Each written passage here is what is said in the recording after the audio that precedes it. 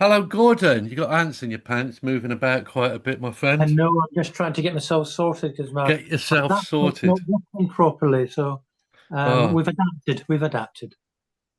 I don't like the jeans I'm wearing today. They've gone all sensory on me. Oh, have they? Yeah. So, here we are, happy as can be. Um, and it's the, hang on, neurodivergence, more than a label.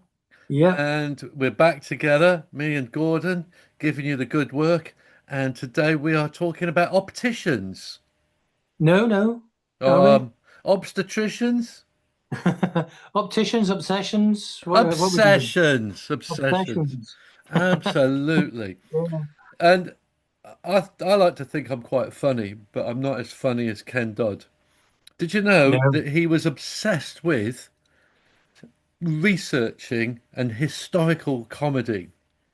And when he Yeah. used to tour, he used to travel all over the country and he'd find bookshops that had got books about comedy or comedy books. And people who knew him said that's all he was interested in. And he would do a gig, and he'd be supposed to be on for an hour and a half, and he'd be on 4 hours or something like that. I saw him, and Did you? yeah, and we were there all night. We were there Wow. all. Wow. Yes, I've seen him at the back of the Theatre Royal in Lincoln. But I never spoke to him. I never actually saw him perform.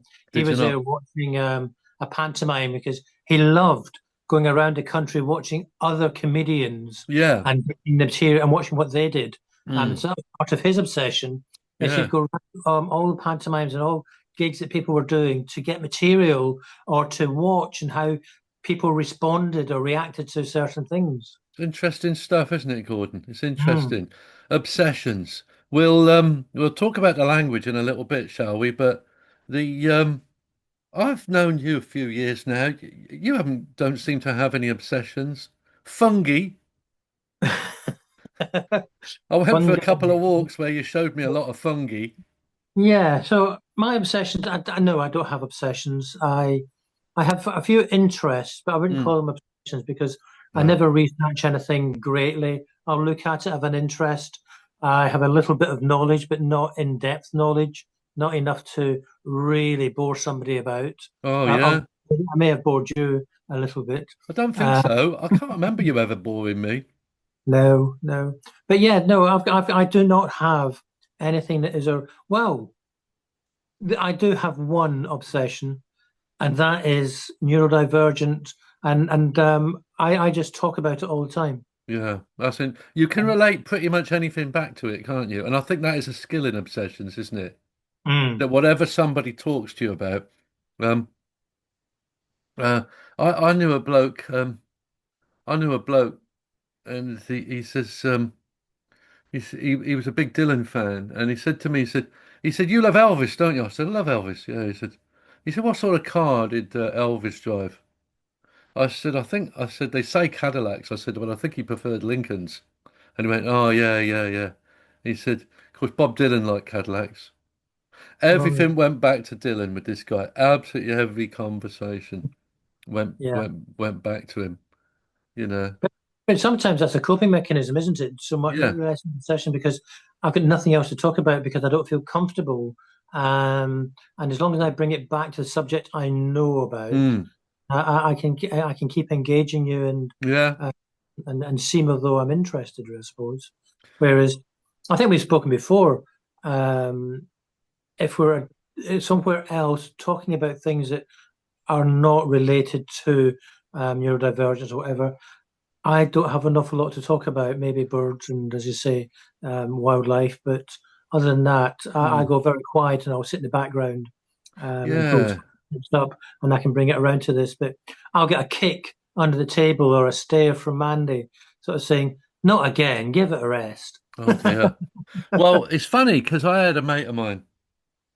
Funny enough, that was related to Elvis, and this guy is the editor of the International Elvis Presley magazine.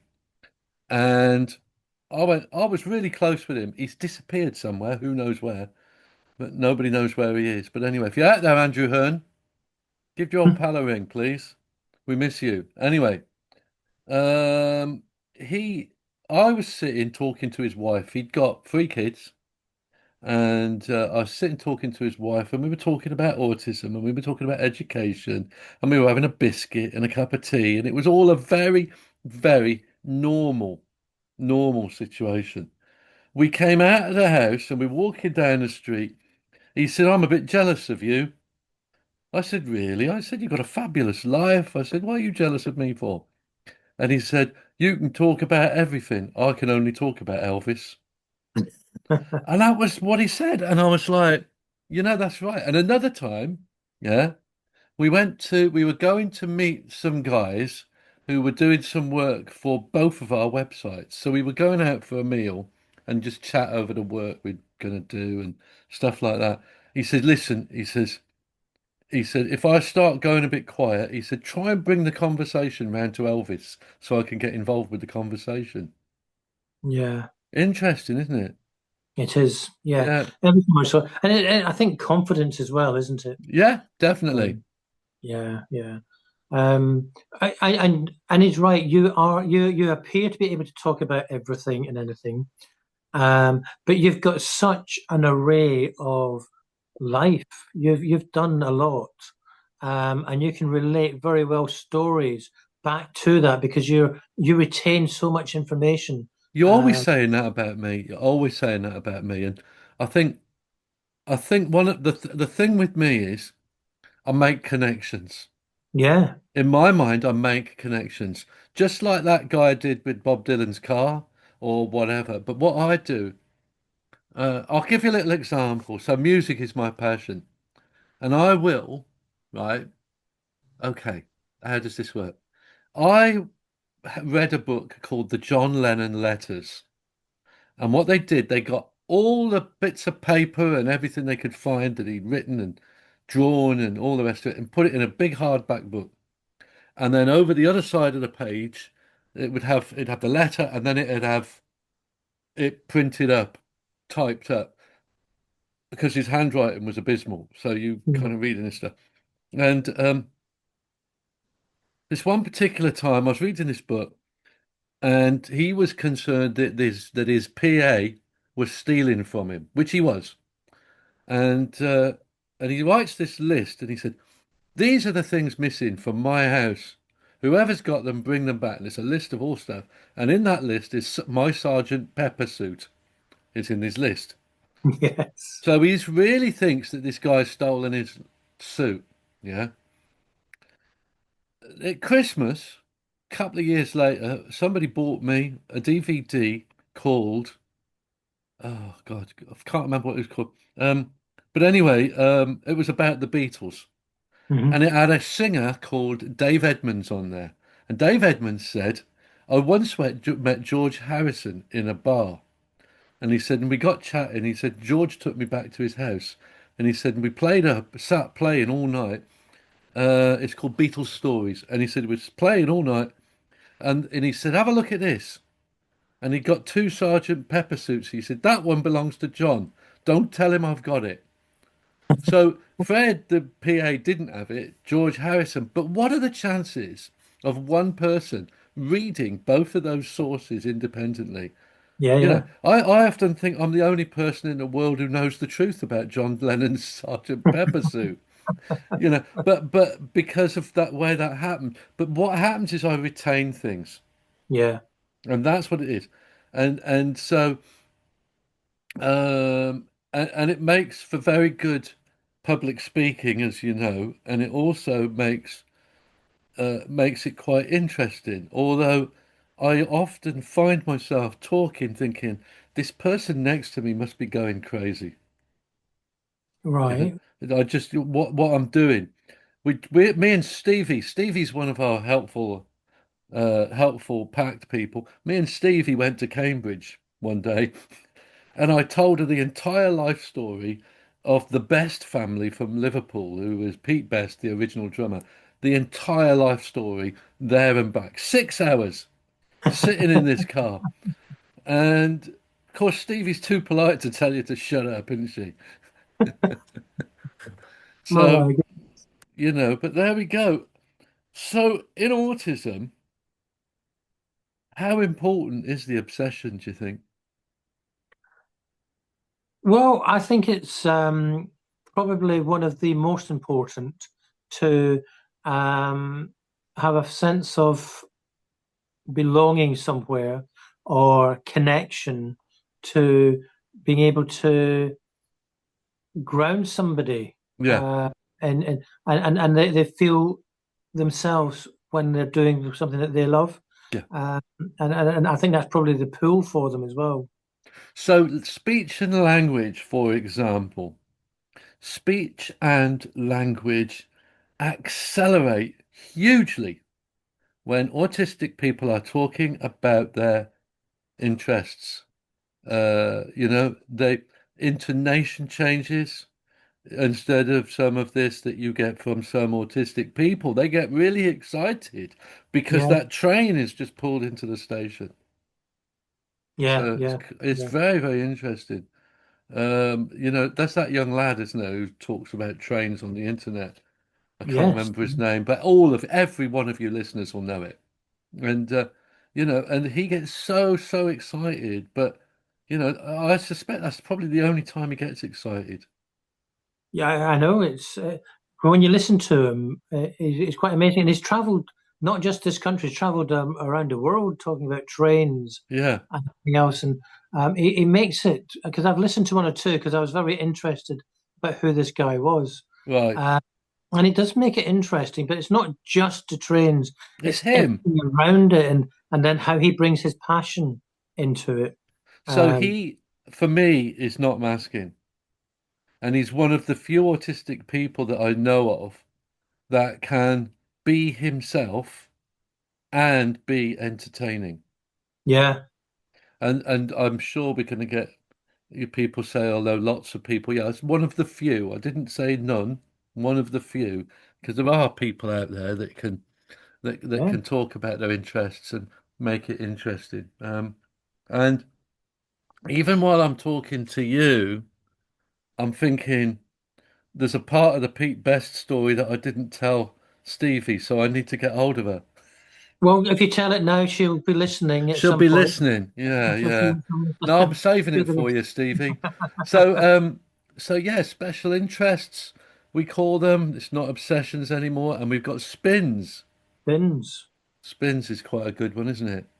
Yeah, Yeah. I like spins. I've Have not you heard anybody else call it, to be honest, have spins. you I've heard anyone other than me and Rebecca use that word spins?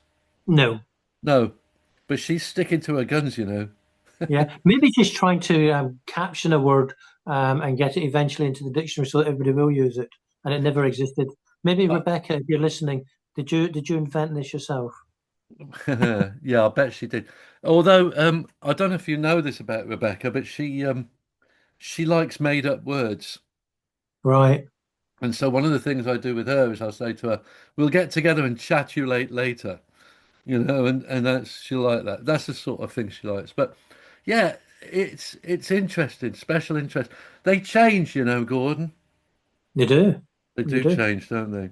Well, some people will keep them for a lifetime. Mm, My son went through a period of a special interest. He'll do it to death, mm. then he'll drop it and start something else. Does he ever come back to them? Um, there's probably one, if not two, he's been back to, but Right, 9 times out of 10, no. And once it's done, it's gone. I'm not interested in that at all now. There's been a couple. I suppose it was the martial arts and boxing he right, stopped and went back to. right. Uh, always keep going backwards and forwards to that, I think.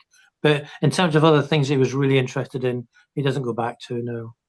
So Isaac, my son, it's been Lego.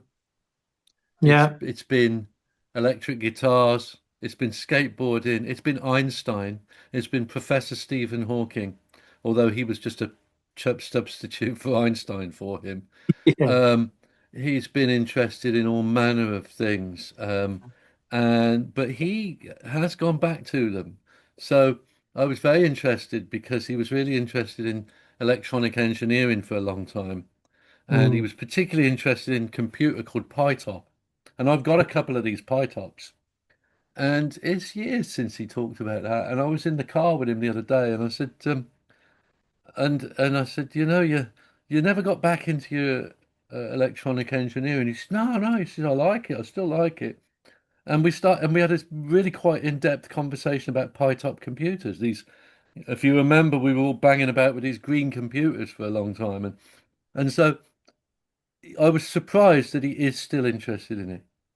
Yeah. He skateboarded years ago. He's now skateboarding all the time. He was really into electric guitars. He's still into electric guitars, and so there's all sorts of things that I didn't realize that some of these obsessions stay. But he will go so deep into it, you know. Um, Yeah. if when he's not it's skateboarding at the moment, and when he's not skateboarding, he's reading about it, watching videos about it, even the fashion around it, all that stuff. So, it's interesting. It's Yeah. interesting. I don't know if you remember, I took Isaac to, um, I think it was Spalding for the World or the British Championships for Rubik's cubes. Something vague is is in my mind at that. Yeah, Yeah, he came across to video it for me so that I could put it out on Pack Family. yeah. And again, we were talking about obsessions in there, and it was where children would get a Rubik's cube and then they'd find out the logarithms and um, is it logarithms? And well, whatever. They find out the Algorithm. system algorithm. Thank you. They Yeah. find out the algorithm how to do this, and then they take it to the next level of going into competitions to do it as fast as they can. And we're talking seconds to get a Rubik's cube done. And they're no longer called Rubik's cubes; they're Rubik's puzzles or something like that, because there's different shapes and sizes and all sorts of things that are in there. Really? But yeah, but what impressed me was there was children from as young as 6 all the way up to adults, all entering the competition. It didn't matter what age you were, you'd enter the same competition, etc. And some of the 6-year-olds were the adjudicators of who was going to win the competition because it's all just done on a button and things like that. And they're just making sure that the process is followed. So it doesn't really matter. Um, there's no barrier for anything to just come and enjoy yourself. Well, And that's kind of what it should be, isn't it? yeah, yeah, it was amazing. The atmosphere was huge. It was a massive, massive hall. It was really noisy. You would think it'd be the worst place for neurodivergent children. Not everybody was neurodivergent there, but the majority were. But they were just so engrossed in their little block of puzzle, and they would be practicing all the time, going around different tables, and Gosh. yeah, amazing, absolutely amazing. So, did Isaac have a good time? He loved it. Yeah, Did he? I'll have to talk to him about that. I remember it vaguely. I remember it vaguely. The He's always liked you, hasn't he? You two kind of get on. It's a funny one, really. But I'm very involved in the soul music scene yeah. and the obsessive people that you meet there, including myself. But I Hmm. think I'm one of the least obsessives, Right. and um, because we've got people there who it has to be a certain sound in a certain way and a certain thing from a certain place, and they are really restrictive on what it should be. Mm. And it's really interesting because the mummy and daddy of all soul music is Motown, Tambla Motown. Yeah. But I was listening to a radio show about soul music and not my own, and this guy was on there who's going, "Ah, yeah, there's a lot of fans out there won't like this one because it's Motown." And I remember thinking, because it's not exclusive enough. Yeah. Yeah. It's just not exclusive enough, and so that's what's going on there. And you go, "This is." I go. I'm not as strict as all the other people, yeah. And yet I have a policy when I'm DJing is try not to play things that are being played by other people. How much Yeah, more bloody exclusive do you want me to be? I know. Then you'll throw one in just to keep their interest, but I don't really want to put this in, but I know I need to cater for you. Keep people in and then you've got the opposite of me, the people who are obsessed with the stuff that was played years ago. And I remember this guy leaning over the decks, big muscly bloke, and he goes, "What's this? That's not for the soul." You know, it's like, what can you do? Sorry, sorry, but yeah, but it's within these fields, aren't there? And they're really odd people, you know what I mean? I was involved. I was never involved with the Elvis thing, but I liked it. But you know, I've been to events where these guys turn up in a jumpsuits and stuff like that. But Yeah, if it didn't make them feel good, would they do it? probably not. No. No.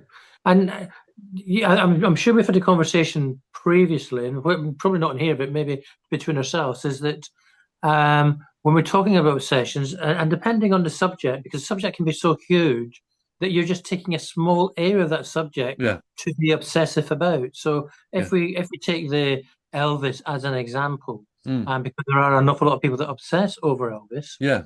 the Elvis are the people that love the films, the Yeah. people that love to impersonate, Mm. but don't love the films, people that love to this Mm. music but like the impersonators, and they can all offend each other, but be real Elvis fans. Oh, they all But hate each other. They actually all hate each other. But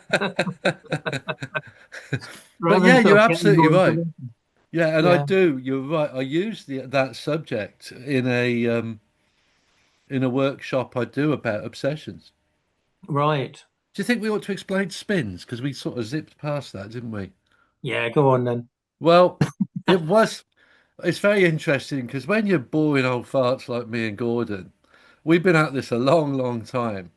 And one of the things that happens most in autism is language. Absolutely, it just is a big deal. And so, Yeah. um, you know, in fact, I had a disagreement with someone this morning who, this person, I had a disagreement with her because she says it's still the autism spectrum, even though it's not linear. Mm. And I said, no, I don't think it is. I don't think it is, you know. I said, you can't have a spectrum when we're talking about spiky profiles and things like that, you know. And it's very, very interesting because language is massive in autism, isn't it? Yes, yes. We've got somebody that if you don't use the right language, he will correct you, and he gets very, very upset if it's not used in the correct context and the right wording. It's, Whereas I don't get upset about it at all because I think, well, that's your understanding of this at this minute in time, and I'm happy to talk to you and bring information into mm, you. But I won't get yeah. upset about it. But some people really sort of no, you must use the right language. And that itself is obsessive behavior, isn't it, really? Mm, That is, mm. I mean, if it means a lot to you, it means a lot to you. You know, we have this around race and we have this around gender, and we have to do these things. Um, and it's important. It's important that we recognize people for what they want to be recognized by. Um, but you know, the language is quite incredible, to the point where I made a big mind map all about autism. You put it in a frame and stuck it on the wall in the office. I Yeah. looked at it the other day and went, that was only made, what, 6 months ago? Well, And I'm going back look 18 months. about 18 months, was it really as long as that? But even Yeah. so, I spotted theory of mind on there and I thought, well, we don't talk about that anymore. No, no. We really, really don't talk about that. And so because it's completely stupid and completely offensive to autistic people, you know, the idea that autistic people, you know, don't understand the needs of others. Yeah. Really? You know, it's crazy, isn't it? Absolutely crazy. Yeah, yeah. But but it comes down to where did it all start in terms of the understanding of autism, and it came back. So you go all the way back to Kanner and um, Asperger. I know it's Mm, gone much further back than that, but they're the ones that started bringing in the word autism to be a mainframe type word to use. Although I know it was back in the 1800s, it was being talked about and further back from there. However, the way that they were perceiving it was really quite horrendous if we were to think about it now, and how far it's come on. And it has to progress. The language has to change because some of it was looking at it from the completely wrong angle, and it mm, was looking at from middle-aged scientists who wanted to try and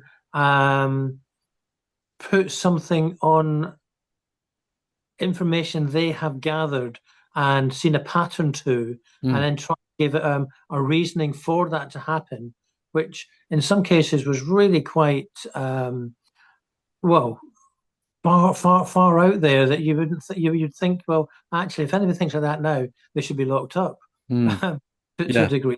And people were questioning and bringing on and noticing patterns much better. So I think the progression is really, really important and very good. And it's good that the people have the obsessions to want to explore that more, Mm. I Right. think. Yeah, sorry. I was waiting for the next little bit, but you took me to the pinnacle. I And did. so the interesting thing is we talk about obsessions. We've talked a lot about language. Yeah. Um, I become obsessed with things around me, and I have to have my things around me, All right. and so for example, yeah, you've seen where I work. Yeah. It's and my one of my major obsessions is music. Yeah. Yeah. Interestingly, I called it obsession. It's my obsession. I'll call it what I want. You tell me what you want to call yours. Yeah. Special interest spin. But so there is always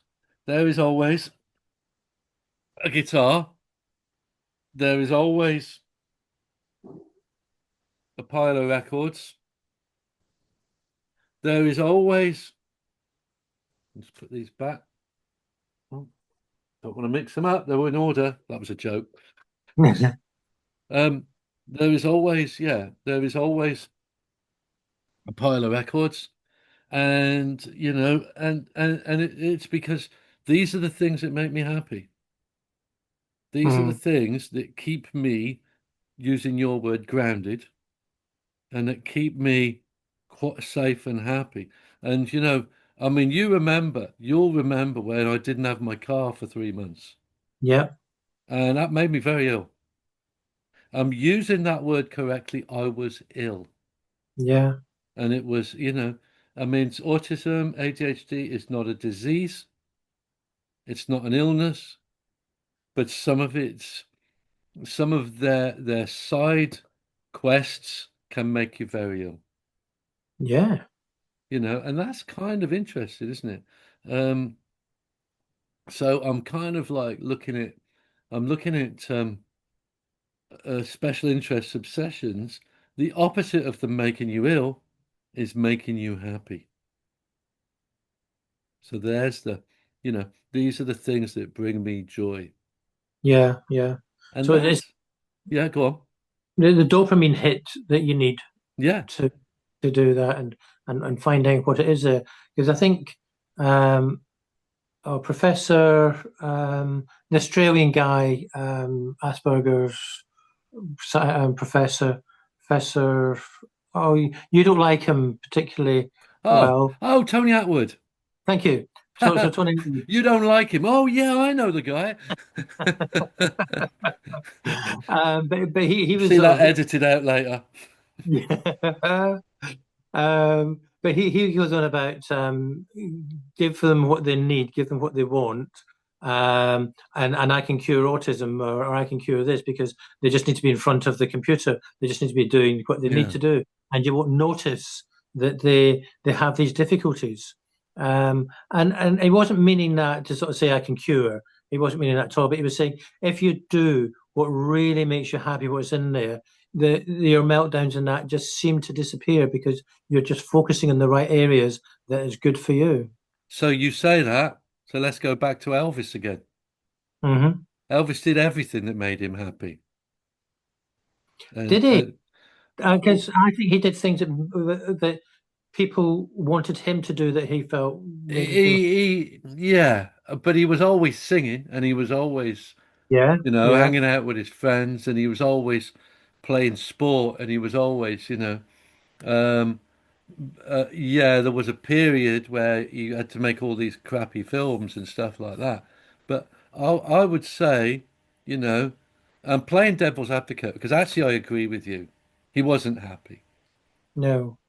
Uh, He I, I think I think this is interesting actually because when Sam was doing his obsessions of, and I'll use the boxing mm, for one, is that he was going along because he was enjoying it, it was making him happy. I then brought somebody else along to go with him, which didn't make him as happy because he felt that that was should have been for him and me and nobody right. else to go to. Yeah. And then because he got good at it, they wanted to put him in the ring and go into competitions. And again, that didn't make him happy because Takes he the just wanted, fun out of it. Yeah. yeah. And so he wasn't doing what he enjoyed. He was having to fight, but he didn't. He just gave it up. Mm. And then he went back to it when he was doing it for enjoyment. And I think that is the difference of, because we sort of say, what's their interest? Go and do a job with it. Well, that might be the wrong thing because it might be that just do your interest to keep you happy. But if you enjoy it and you can get a career out of it, very good. But if not, just do it to keep you happy. I think for people with, I'm going to use the term dead end jobs just to be outrageous, really, not to be outrageous, but to sort of say, look, there's a whole lot of people who go to work in the morning and they don't want to be going there. Yeah, And I was very involved in the soul music scene, and that was a very lower working class. I'm talking in the 70s now, so I'm using 70s language. yeah, Lower working class scene, yeah. And these were guys that wanted to dance, wanted to listen to records, wanted to buy records, wanted to meet people that were into their stuff, and and I liken it to. There's something in my book about it, but I liken it to during the week, everything was in black and white, and at the weekend, everything was in color. yeah, yeah, And that's how it felt to me. And I've heard other people say the same about yeah, their interests and their hobbies. And the point of it, the point I'm trying to make is, yeah, your special interests, your obsessions can get you through the week. yeah, yeah. I know loads and loads of people that lived for the weekend. Mm, The weekend was so important. yeah. And as you quite rightly say, they would put up with the mundane through Mm, the week mm, just so that they could go and spend everything on that weekend yeah. and just lose themselves. Yeah, absolutely. And yeah, it was funny really. One of the things, maybe this doesn't signify it to you, but it does to me. I was working in an off license. Anyone who knows me, that was one of my worst decisions. But anyway, I was working in a wine shop off license, and I used to every Saturday morning, I used to take my trousers. They were called Spencer's soul bags, big, big baggy trousers like this. And I would take them into the cleaner on a Saturday morning, and I would collect them at about 5 o'clock on Saturday night. And then about 8 o'clock we were off. Warrington, Cheshire, Stafford, Stoke, wherever you wanted to go, we were there. And I always remember this one night, it was about 6 o'clock, and I realised I hadn't been and got my trousers from the cleaners. And the cleaner, the dry cleaner, came in for his bottle of wine about 7, 8 o'clock, and he had my trousers. Yeah, And I said, "Oh, thank goodness for that." I said, "I thought I wasn't going to be able to." And he went, I know how important they are to you." And I remember thinking at the time, I really believe he does. yeah, yeah, I really believe he knows, you know, because you just got to get it with people, haven't you? If it's important, Mm. it's important. Mm. I have had so many conversations with autistic people where I've been a dirty liar about what I'm interested in, just so I can be interested in their thing with them. Yes, yes. It's kind of interesting, isn't it? You know, Mm. to sort of say, yeah, American football, love it. Well, it's getting connections, getting things are there, but yeah, you've got to be able to, and this is where you have that ability to talk about anything, because you've got that snippet of information. You can bring it back into something that is there, and then give Tangible. them, Yeah, yeah, yeah. um, and that is that's where I struggle. I could not do that. All right, good. I just it's almost a block. Right, It's interesting. I don't know why. I don't remember anything important. no. Yeah, I really don't remember anything important. It, if you knew that Best's family story, it's incredible. And Mm. we went to visit their home when we were in Liverpool, and there was one guy, a load of people who knew the family had done finger signatures in concrete or Oh, cement, sorry. And one guy had written Neil Aspinall, the keeper of secrets. And I remember thinking, yeah, bloody hell, he did as well. This guy, he kept everybody's secrets and everything died with him and all the rest of it. But that kind of connection, I know it's odd. I know it's odd having those connections. mm. I find it a bit weird, really. Isaac said to me the other day, he showed me um, a tattoo he'd had done. Honestly, he looks like a Stilton. But anyway, he's got this tattoo, and he said something about it. And I'd remembered seeing that tattoo and who had had it done. It was a dead skateboarder. Well, he was alive when he had his tattoo done, obviously. But with this skateboarder. And I went, yeah, yeah, it's a real sad story, that guy. And I wasn't being patronizing. I wasn't manipulating him. But what I was doing was saying, yeah, I remember that. We're making a connection. Mm. And that's a nice way for people, isn't it? I think so. Yeah, Mm. definitely. But Um, yeah, go on. but when someone's had a tattoo of something into their skin that's going to be there the rest of their life, Yeah, it clearly is important to them. yeah, yeah. You've got to get this right. Yes, yeah. I mean, so let talk about obsessions. So I don't like tattoos Right. necessarily. I don't mind them. I don't dislike for me on me personally. I don't like them. My son, as you know, has got quite a few. Hmm. And then my wife for her 40th, along with a friend. I think it was a 40th. It may have been. No, yeah, it was a Your 40th. wife's never 40, Gordon, is she? So for a fortune, she then got a tattoo with a friend on her foot, and I'm sure they did it to annoy me, because I just didn't like him, and I was sure it was done. It was done as a little bit of a joke in the 40th, and yeah, it's going to annoy him, and it went septic and everything else. And Ha! to to cut a long story short, I was really happy because yes, black jokes on you now. However, 10 years later, she got the tattoo bug. Right. I want another one.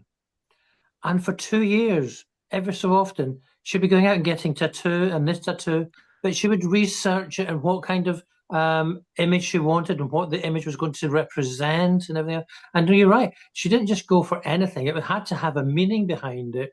And she's just obsessed with tattoos But now. tattoos are like buying a record.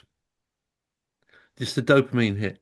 You know, the pain of when they do it, it's actually good pain. Yeah, yeah. If you say it, I just do not No, get it. it's not for everybody, is it? It's not for everybody. It's no, no. But I feel, you know what? I feel we've like really not we've just scratched the surface of obsessions, haven't we? Really. Mm. We've only just kind of knocked on the door a little bit, and I think we need to bring that one back in a few weeks or a few months or whatever. Don't you Yeah, think? yeah, and we can focus on an obsession and how you come, because is an obsession, here's a question, is an obsession an addiction?